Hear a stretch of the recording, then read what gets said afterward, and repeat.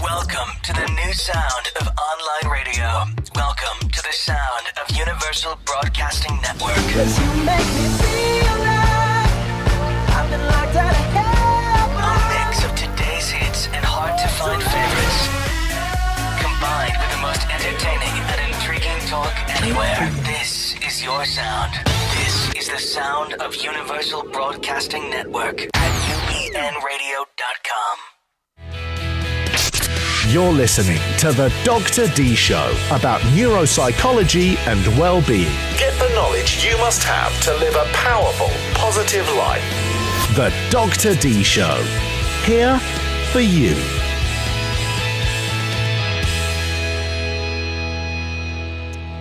Welcome, listeners, to the Dr. Dee Show today. It is wonderful to have you with us. The topic of today, my goodness, it's a topic, unfortunately, that always needs to be covered. Our usual disclaimers: this show is psychoeducational in essence. It's not meant to replace professional mental health advice or therapy. So if you do believe you suffer from a particular disorder, please do reach out to professional help.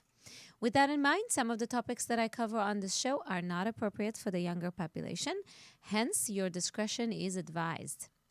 So, what is the topic that we always need to talk about? Substance abuse, drugs. This is a phenomena, a problem that is not going to go away anytime soon, and the more we know about it, the better it is. Certain percent of the population that I serve suffers from substance abuse problems, and if you were to think that it's only in the world of poverty, you are mistaken. Many individuals who are very educated later on in their life or career, higher functioning, we would consider them higher functioning in some ways in society, such as doctors, attorneys, businessmen, mothers, suffer from substance abuse problems. And many times people who are higher functioning have more of an ability to cover it up and manage themselves throughout the day just enough where the problem would not be detected, often until many areas of their life get affected and become impacted, and their relationships and professional functioning deteriorate. So this is a problem that is owned by many. And I'm always amazed at how little many individuals know about what actually occurs in the brain when we use drugs, and what happens over time when we continue to use substances, and why. Why is it so difficult? Beyond the psychological dependency and the mere addiction, why is it? Why really is so difficult for so many individuals to successfully recover from substance abuse? So we will cover this today. We will cover many of these questions, and we will begin by reviewing some of the most recent data by NIDA, the Drug and Abuse Research Center. Some of the recent data that has been analyzed. This data was collected in 2013. So we're going to go over some of the findings and what do these findings potentially mean, and how do we make sense of them. We will then go over the psychological mechanisms, the neuroconnections that are involved, and mechanism that's involved in substance abuse, but also the psychological factors that fall into place in that experience. We're finally going to talk about what individuals can do about having this type of problem, and where they can reach out for help, and how should they perceive their journey that's coming about when they fight their addiction. So let's start at the beginning. The numbers that I'm going to mention today are coming from the National Institute on Drug Abuse, NIDA, which is a segment of NIH. And these talk particularly about the numbers in the United States, although we must say that the general increase in substance abuse is worldwide. So, looking at the facts and statistics on substance abuse, the and now we look at the combined numbers of all types of substances. Illicit drug use in the United States has been increasing. In 2013, an estimated 24.6 million Americans aged 12 or older, which is about 9.4% of the population, 1 out of 10, roughly, 1 out of 10. I believe the numbers are even higher. That would be my suspicion. But as I said, there is always a certain percent of individuals who are able to mask their substance abuse, hide their substance abuse problems, and get by before it gets captured. And a certain percent of that is also because their abuse comes from prescribed medications.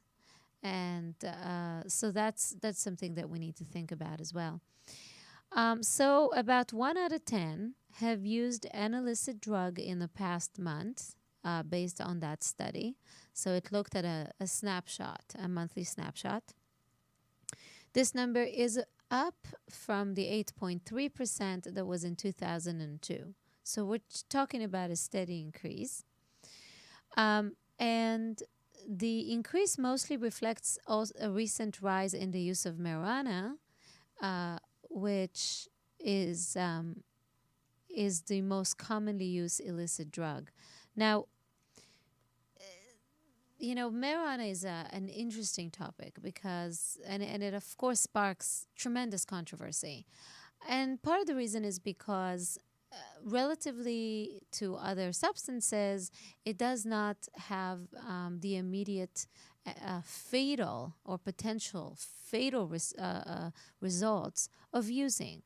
So most individuals that smoke marijuana do not die, okay, or do not risk themselves with an overdose because of the substance.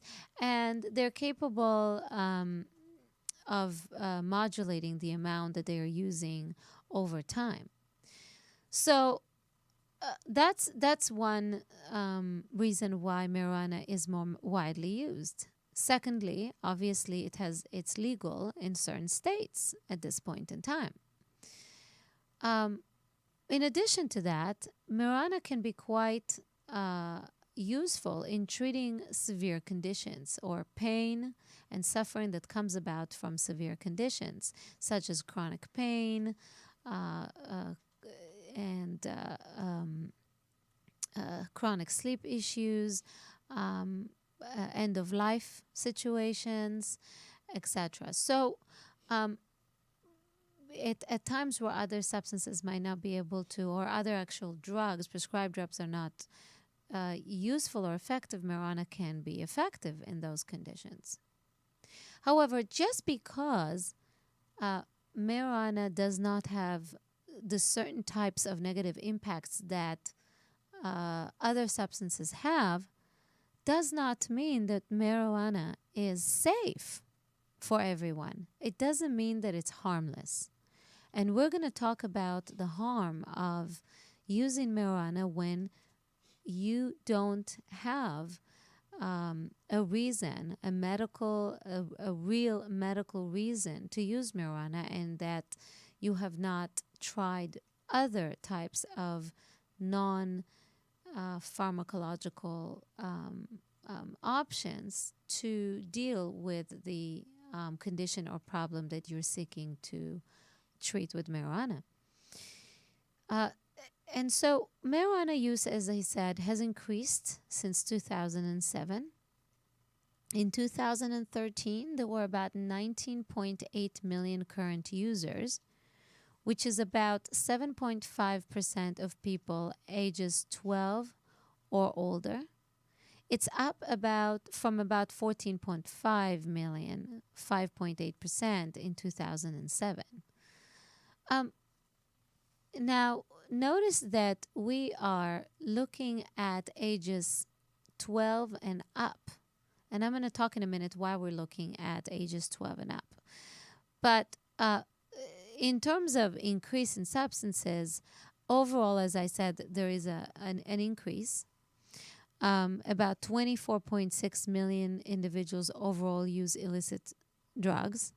Marijuana is about 19.8 million, so about 20 million. Prescription drugs is about 6.5 million. Cocaine, 1.5. Not much under that are hallucinogens, 1.3.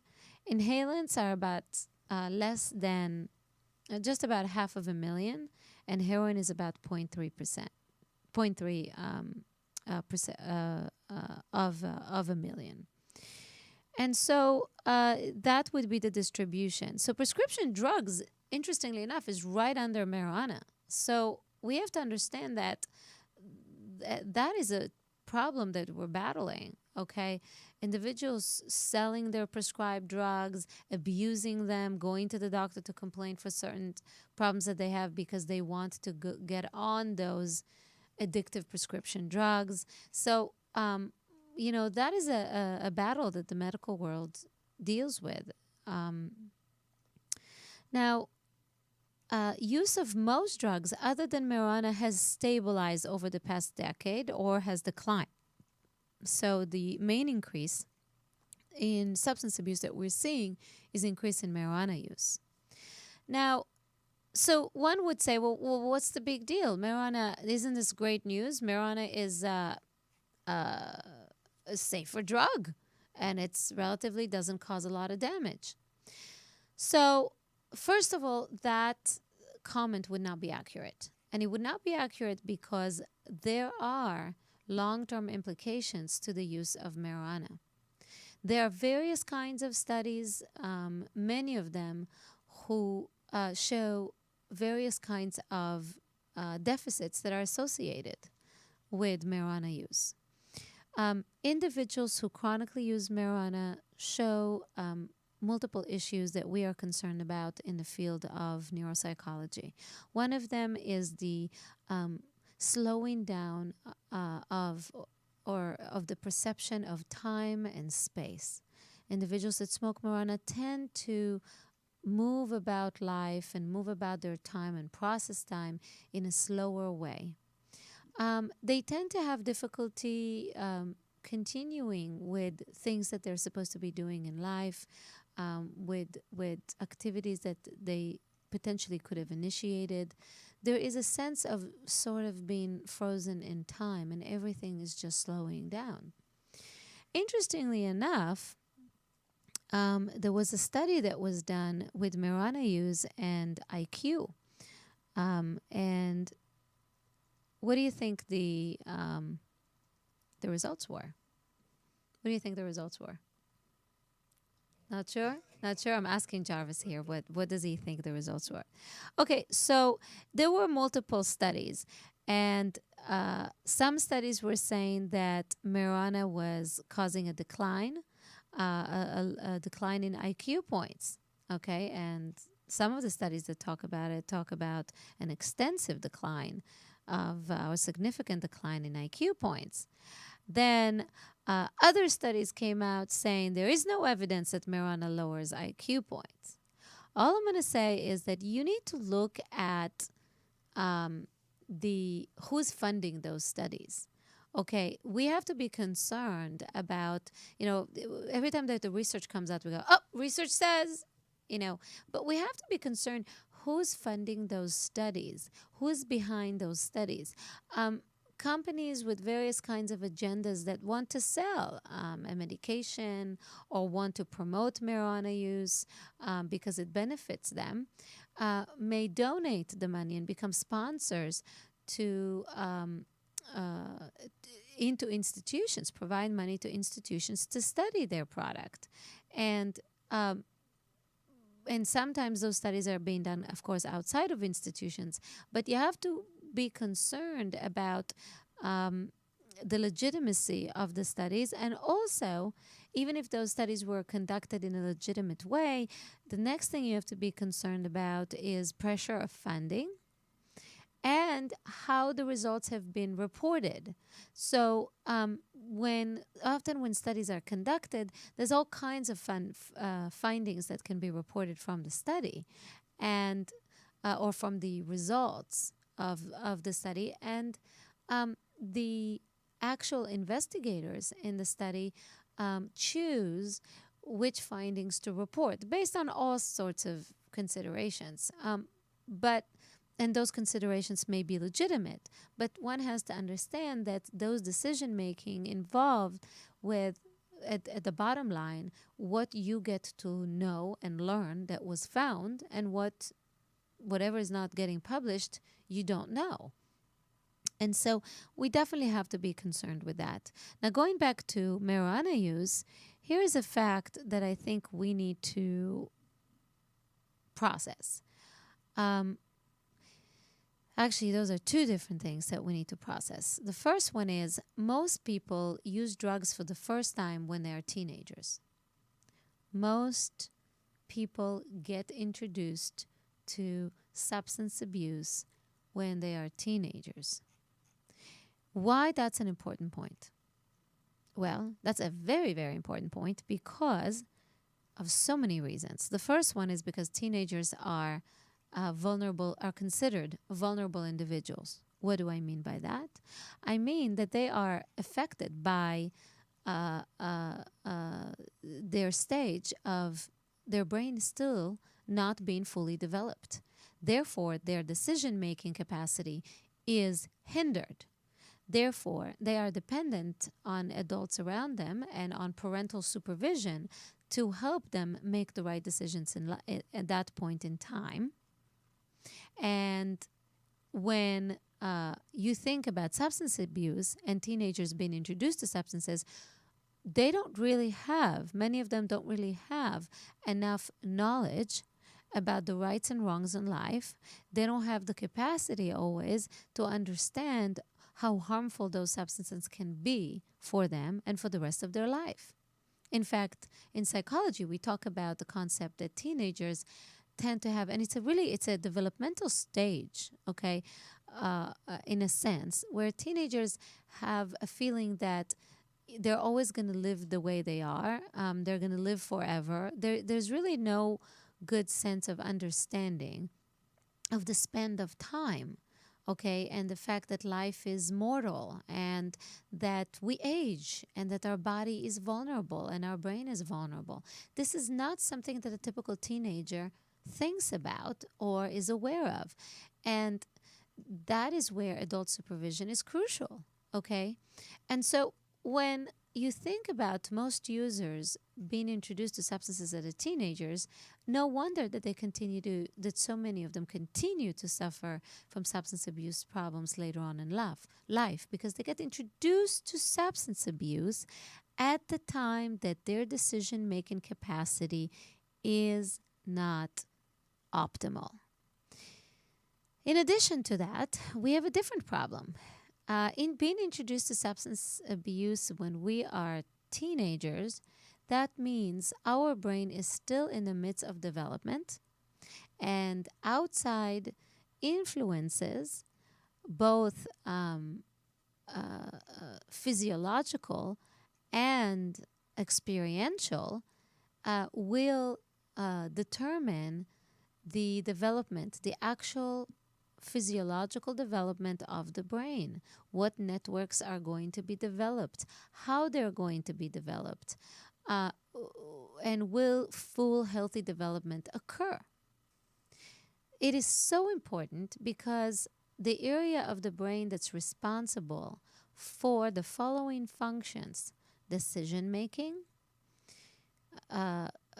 integration of information, planning and organizing information into making a sound decision,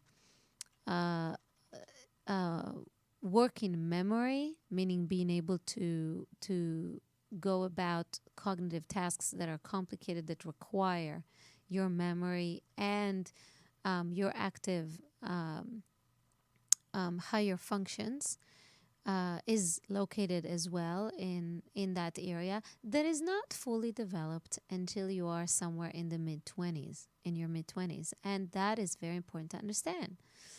Not only that, um, those networks that are involved in those functions that I'm talking about are highly affected by substance abuse. Attention and concentration also highly impacted and predominantly controlled by our executive functions, the frontal part of the brain that has to do with decision making. Highly affected again by substance abuse. So you can only imagine if you have a child that already has perhaps a delay in those executive functions, perhaps diagnosed with ADHD, maybe has poor parental guidance at home, maybe has motor issues, maybe has obsessive compulsive tendencies. You can only imagine that a young person who suffers already from these problems gets introduced to substances, and those substances further impair the brain, either development of the brain or the functioning of the brain. That can result, and often does, in even in an overall functioning of that person that is further impaired. Now, can the brain heal? Can the brain recover? We're going to talk about that. We're going to talk about that later today. But it's important to understand this interaction of a person who already has difficulty making decisions just given their age, being introduced to substances that are highly addicting and that impair further the area that is trying to develop, that is so important in terms of prevention of continued use. And now you could see why teenagers have such a difficult time to stop using or to say no to substances. Parental supervision and parental involvement is therefore crucial, okay, and proper involvement. Part of the reason why, or one of the reasons why teenagers and young people have such trouble to follow through with what their parents ask is also because of family and parental conflict, lack of ongoing healthy relationship and communication between the young person and their parents. Parental conflict between the mother and father, okay? That type of conflict, perhaps a divorce, and also, finally, lack of emotional connection with your loved one. So one has to understand, and I've more than once have faced a parent who was educated and capable and financially stable, who basically asked me to fix their child. And that doesn't work that way. No matter how great the school is that you're giving your kid and how much money you give them and the great therapists that you get them or doctors, a parent still needs to be a parent. There is no replacement to a good parent. And children need good parents. They need parents who are, what does it mean, good parent? Doesn't mean to be perfect, but it means to provide the child or the teenager with the proper emotional and functional support and guidance and accessibility to the parent throughout the time that they're growing up and developing. And that is something that we see less and less in our society. There is a fine balance between being a strong and guiding parent to a parent that is emotionally out of boundaries and not capable of helping in a healthy and supportive way the child to make the right decisions. So it's sort of like a fine balance there. You have to have structure, you have to have rules, but you also need to have love, support, trust, and faith in them, and always work between those two sets of of guidelines to help your child.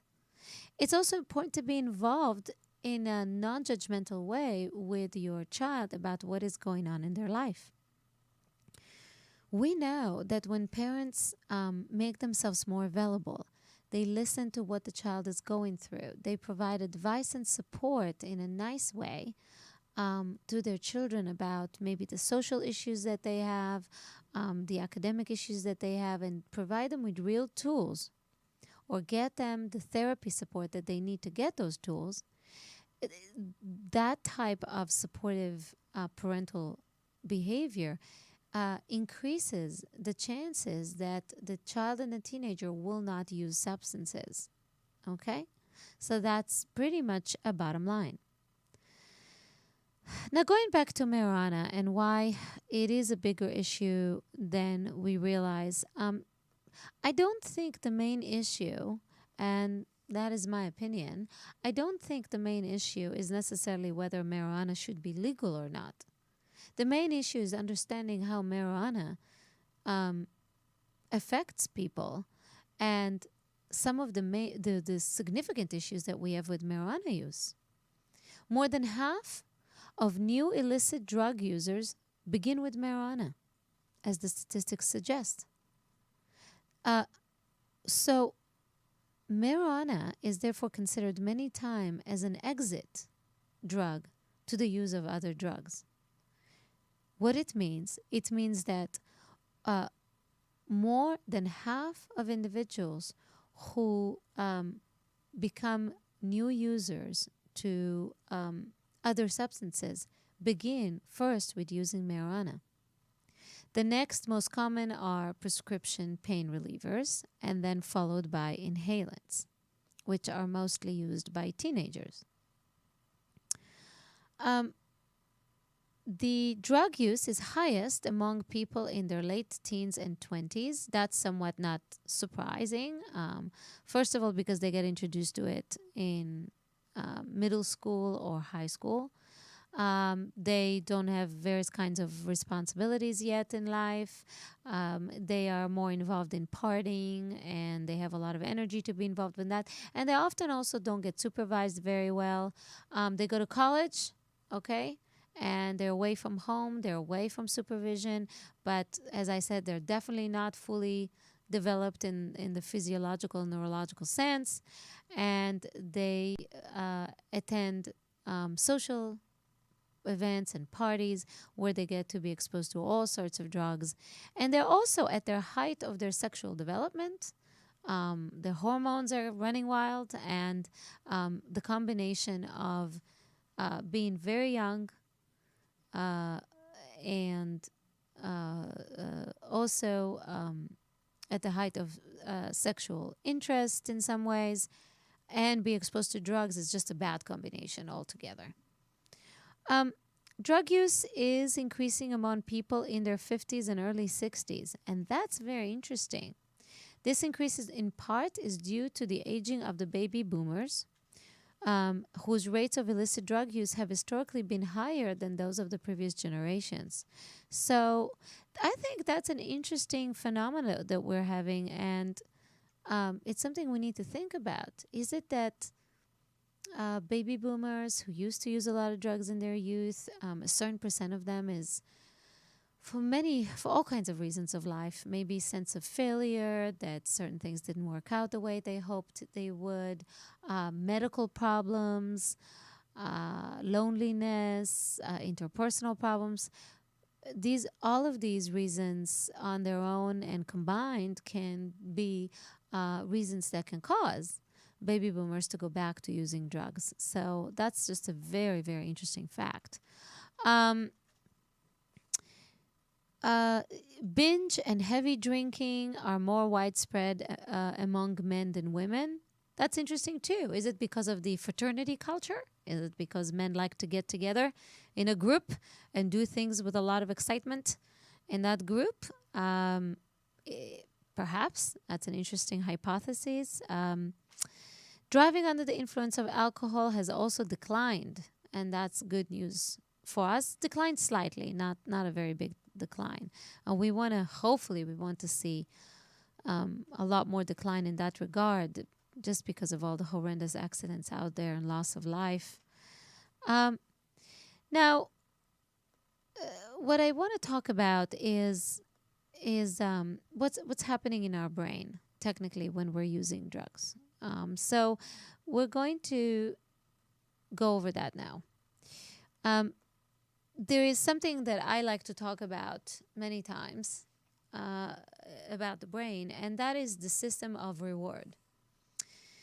Basically, we have a neurotransmitter in the brain that is the happy or the happiness neurotransmitter, and it's called dopamine. And dopamine is responsible also for motor movement, which we're not going to go into today too much, although some substances disrupt the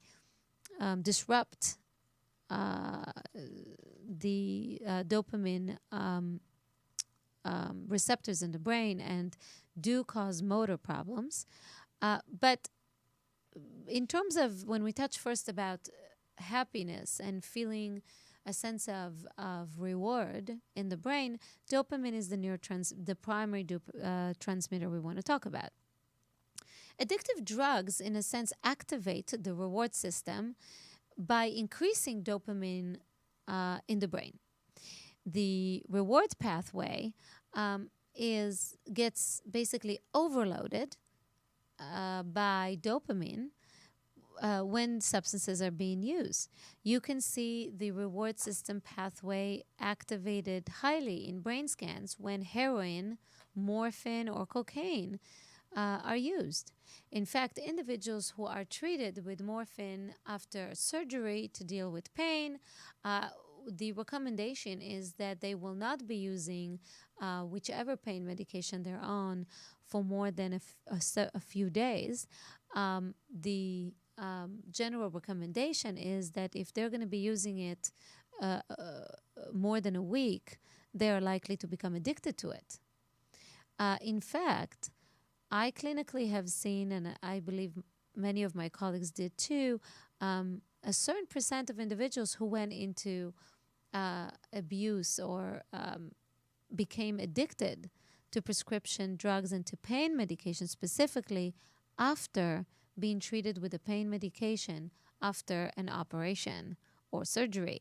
So it is important to understand that that is a risk factor. And when you have a teenager who's going through surgery and they get treated with a pain medication, be sure that that does not go on for the minimum required period of time, and that you supervise that, and that there is no there is a sense of control over what is going on, so your loved one does not become addicted. Now, the reward system in the brain supposed to get activated every time that you do something that translates into the feeling of reward. Okay, something positive occurs. If you, for example, completed a project successfully and you're in a meeting and everybody claps their hand and happy for you, you feel a sense of excitement and happiness and reward, okay, but many times because of what you've just experienced. And that's a positive, natural way for dopamine to be produced.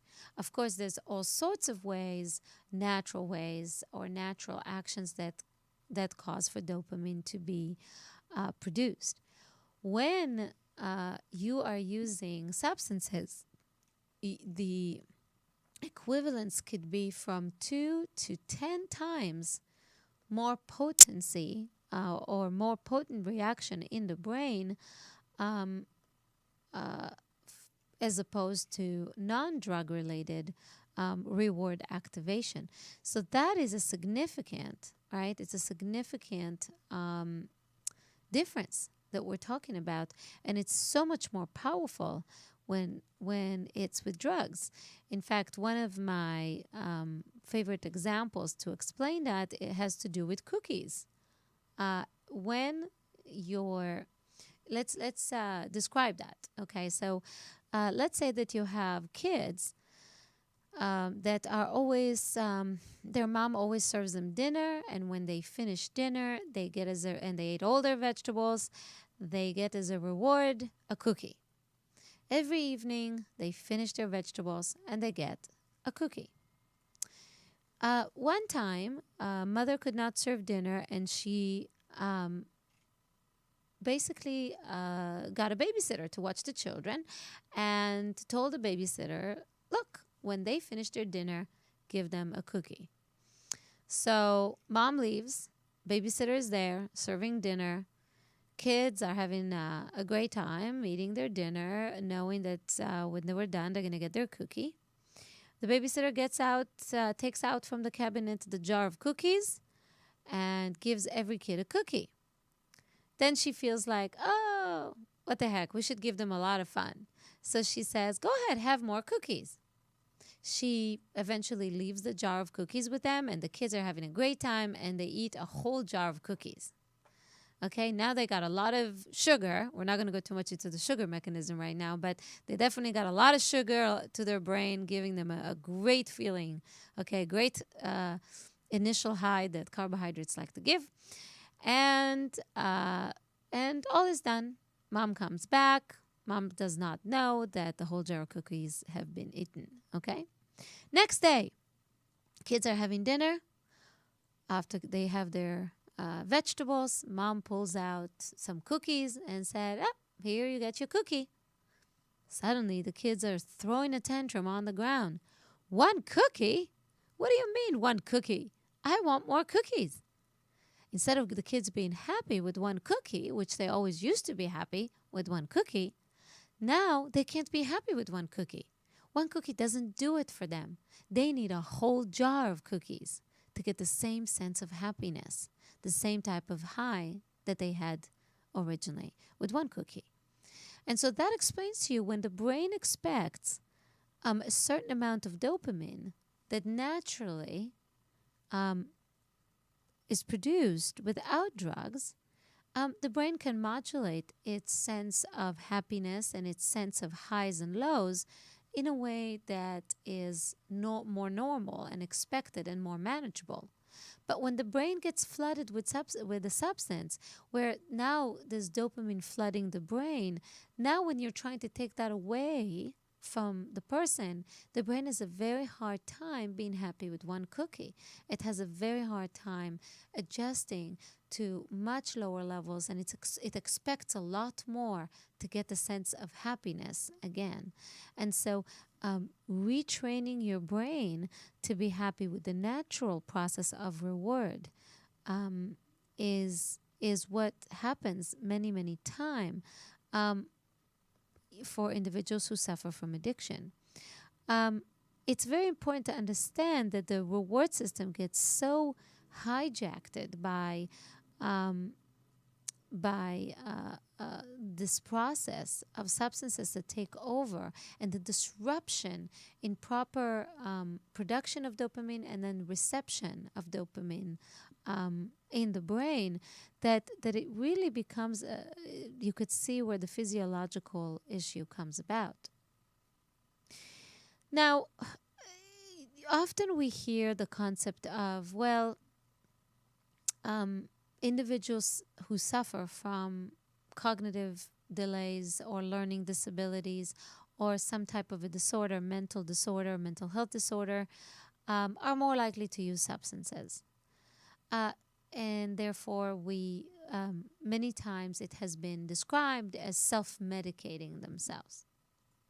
Now, if we use the concept of being self-medicated to understand that the person has a problem that they're suffering from that needs to be properly treated and addressed and managed, then that term is appropriate. The term is not appropriate, and I have heard it used by abusers before, and it's therefore why I'm clarifying this now.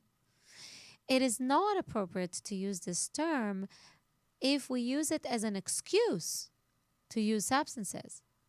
Well, I have ADHD, so I'm self-medicating myself with stimulants.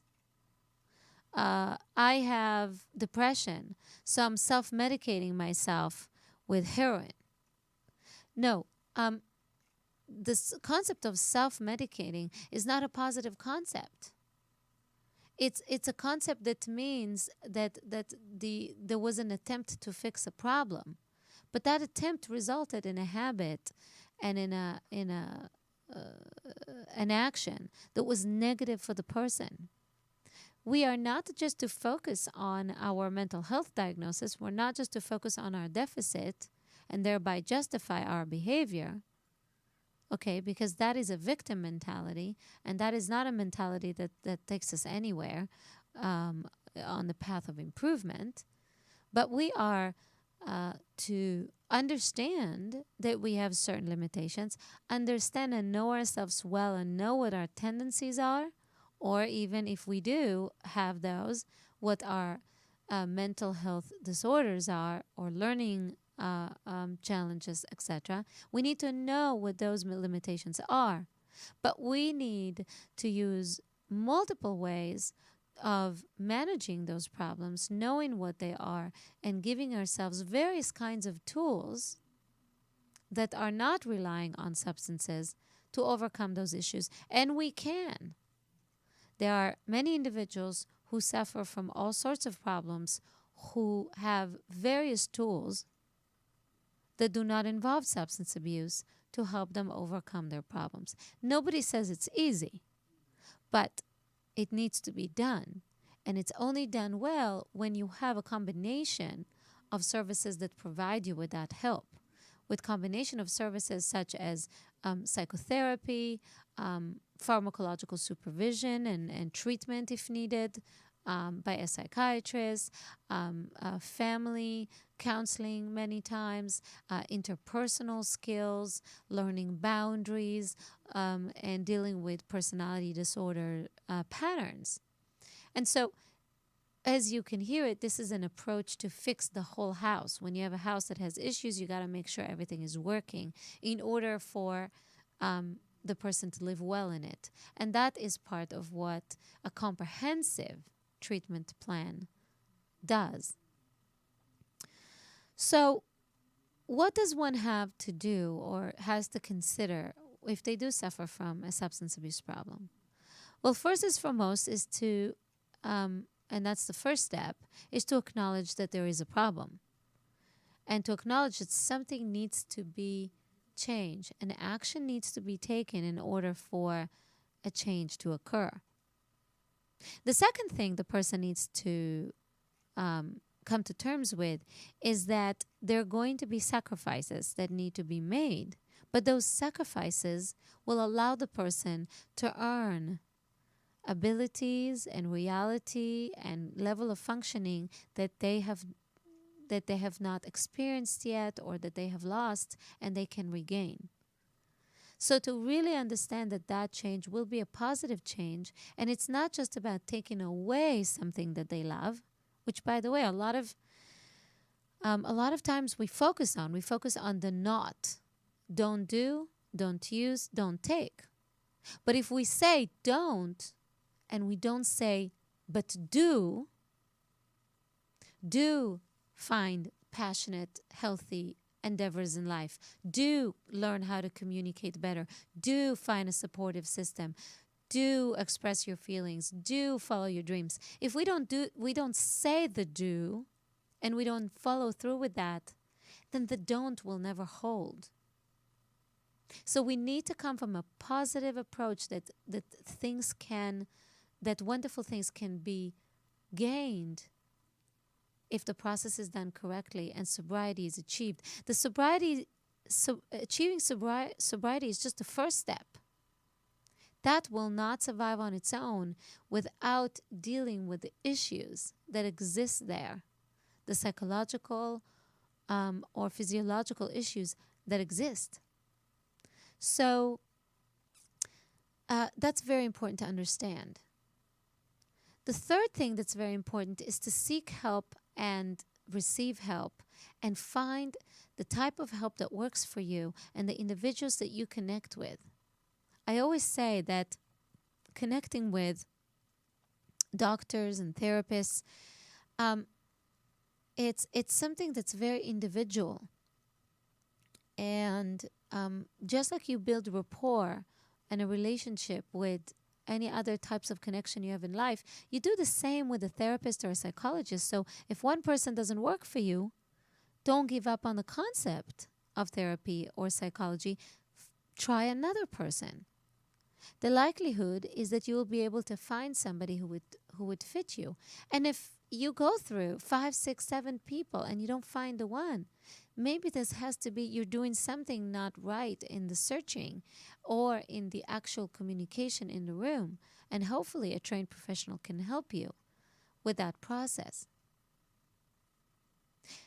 Another important thing to understand is that a big impediment to success is the inability to admit that there are problems, inability to admit that you have to work on something, and lack of openness to learn and receive information, and lack of openness to challenge your ways. Part of that is the ego in our way. Okay, the prognosis, or what we would anticipate would happen with individuals who are not willing to work on themselves, who are not willing to change, who are so defensive that they are just not going to stick around long enough to go through a change, the prognosis would be very poor. So we really expect people to go into the treatment room understanding that it's not always going to be pretty and lovely, that it's going to require work, and sometimes it's going to be difficult. Just like going to the gym and growing new muscles. So, with that in mind, the show always goes by so fast. So, we've covered just some of the issues that we know about substance abuse, the brain, psychology, and, as we call it, neuropsychology. I hope that this was educating for you. With that in mind, our show is growing beautifully in terms of number of listeners, and I've received multiple requests in terms of sponsorship to be on the show. We are going to have a special opportunity for individuals to sponsor, to become sponsor for this show. You have the opportunity to reach out to our team. So you can always contact me at contact@drdeegains.com, contact@drdgains.com. And also, if you have ideas, suggestions, questions, and areas that you would like to be covered on the show, would love to hear from you. If you enjoyed this and found it valuable, please do like us on Facebook, share the show, tell the world we are providing this great service. With that in mind, I'm wishing you all a healthy, knowledgeable, empowered, and blessed existence. Be well. You're listening to the Dr. Dee Show about neuropsychology and well-being. Get the knowledge you must have to live a powerful, positive life. The Dr. Dee Show. Here for you.